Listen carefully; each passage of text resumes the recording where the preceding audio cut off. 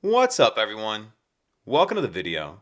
Today we're going to take a look at how to replace the battery in this Hyundai Sonata flip key remote fob. This Hyundai Sonata key fob is going to be for the Sonatas that do not have a push button start ignition, and it's going to use replacement battery CR2032. I'll put a link in the description box of this video to where you can purchase these batteries if you're in need. So in order to change the battery, the first thing we want to do is flip the key out like that.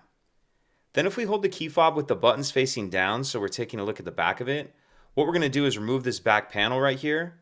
So if we come over to the side where the key flips in, you can just get a couple fingers on it like that and just kind of peel that back cover off. They generally come off there pretty easily.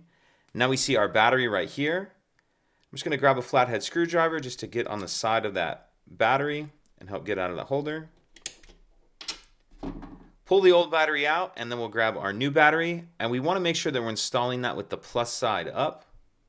Plus side up. Go ahead and snap it down into place in that holder, and then we'll put the back cover on. Snap that down. Tuck our key back in, and that's it. If you could take a second to like and subscribe, it helps us out, and I'd appreciate it.